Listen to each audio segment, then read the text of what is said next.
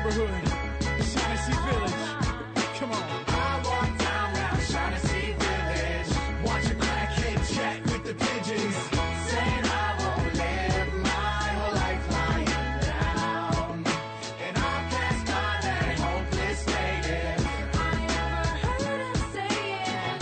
They turn my whole planet upside down. Stalwarts dropping universal music with an East Coast vibe. Take a walk around the block to meet the beast close by. I know the only way to go is with the flow, but sometimes you gotta stop and listen, look around, take note. I see an old black lady on a cold corner on a sidewalk 1 block from the old forum. She holds a plastic baby toy with a twisted spine, like it reminds her of something that she left behind.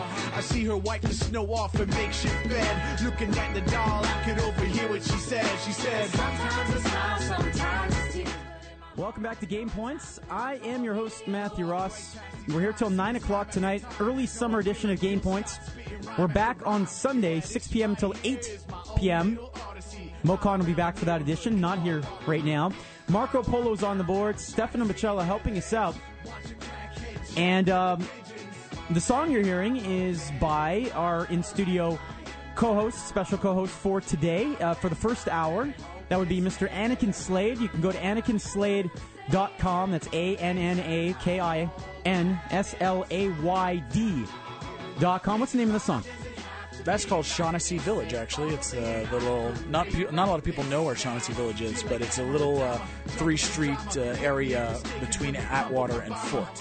It's commonly called Shaughnessy Village. I used to live in that little area, and now it's kind of changed. It's all like nice condos being thrown up, but when I was living there, it was a little bit seedy, and there's a lot of homeless people there, so it's kind of like a shout out to those people. Very nice. In the hood. And if they want to get the song? Oh, it's on iTunes. Just search Annakin Slayd. It's from the album Once More We Survive. So that's it's easy to find, and the video's online if you want to enjoy the visuals. All right, well, we're back here on Game Points with Matthew Ross.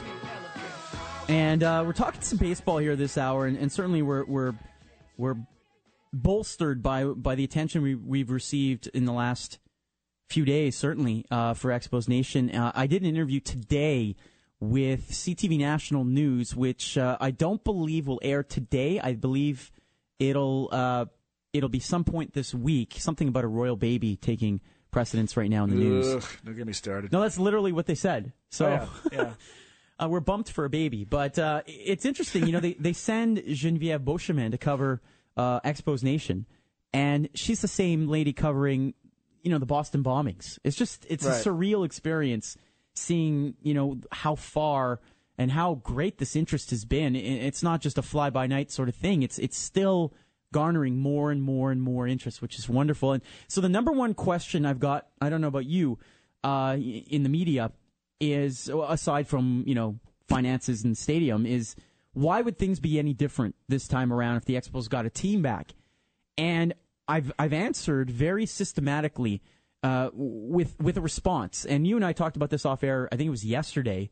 But it's very, very simple and very logical as to why Expos fans stopped going to the Olympic Stadium, why there were only 3,000 fans at the end. It wasn't because they just didn't like baseball anymore. It was a systematic regression of the fan base. And, I want to pinpoint it to the early 90s, 1991. Here we go. You ready for this, folks? So this is why the fan base was nil at the end going to games. The ratings, if you ask RDS, the ratings were still wonderful towards the end for the Montreal Expos, particularly in 2003. So it wasn't that there wasn't anybody interested. It's that there were a whole bunch of circumstances that prevented people from going to the ballpark. So 1991, a chunk falls off the Olympic Stadium. It took a few people, it took more than a few people, a few years to get over that. Some people never wanted to go back to the Olympic Stadium. We're very sketched out by that. So that was step number one. That eroded a little bit of the fan base, maybe a couple percent.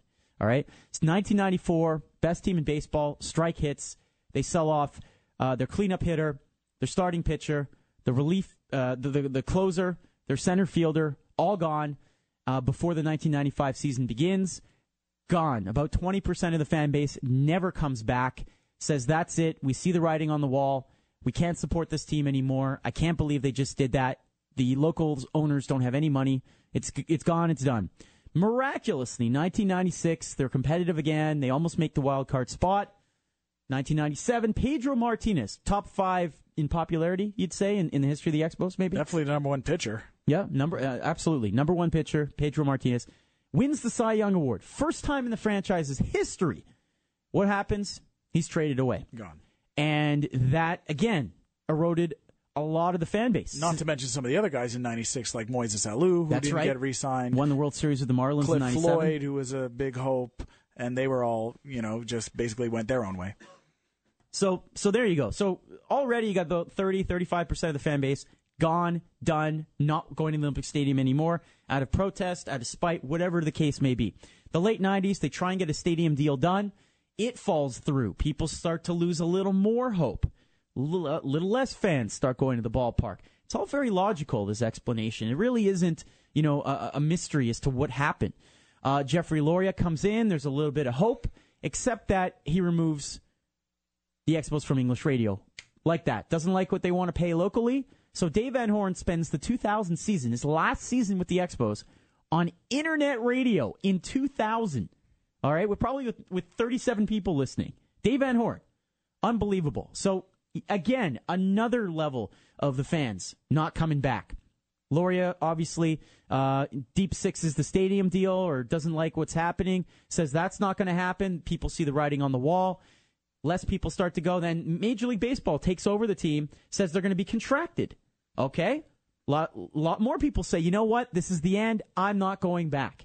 Because let's face it, it's not hardcores that keep a team afloat in terms of money and attendance. It's the casual fans. When the casual fans stop, the walk-up crowds, the 10-game season ticket packs, when they stop, then a franchise is really in trouble. And that's what was happening every single step of the way here. And I'm going to outline this. I'm going to detail this in a document. People will be able to see it. So 2002 hits. Major League Baseball owns the team. Loria, as you remember, takes all the computers, everything out of the building, takes the spring training facilities even, which is just insane, right, that Major League Baseball let that happen. And Omar Minaya comes in miraculously. 2002, they're actually a decent team. And in spite of everything that's happened, they go out, they get Bartolo Colon. Doesn't work out all the way, but they're getting over 20,000 in July and August for certain games. Just miraculous. 2003 hits, they build on that. They're even better. And August 31st, 2003, a 3-way tie for the wild card. The Marlins, the Phillies, the Expos, a 4-game sweep of the Phillies, an electric Olympic Stadium, which comes alive. And what happens? Major League Baseball says, you guys don't get your September call-ups. No 40-man roster for the Expos. You contrast that with what happened with the Coyotes in hockey. Mm-hmm. They're allowed to operate. They're allowed to sign players. They just signed their general manager, all that kind of stuff. The Expos were not allowed the same thing.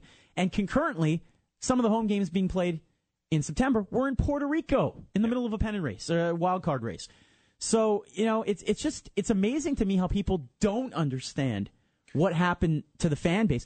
I remember going in September of 2000. I had this same conversation with Alex Anthopoulos last year.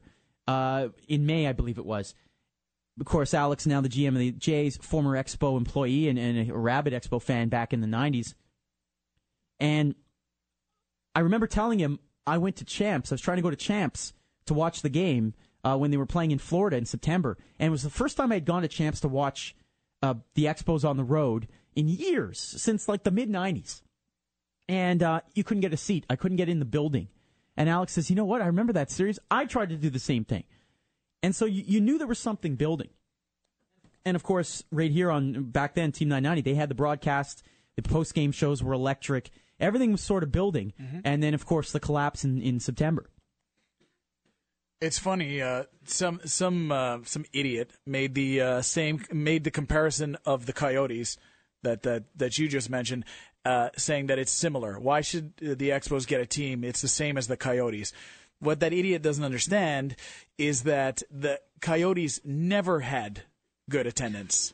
They never had a huge loyal following. There was never a craze in Phoenix about hockey.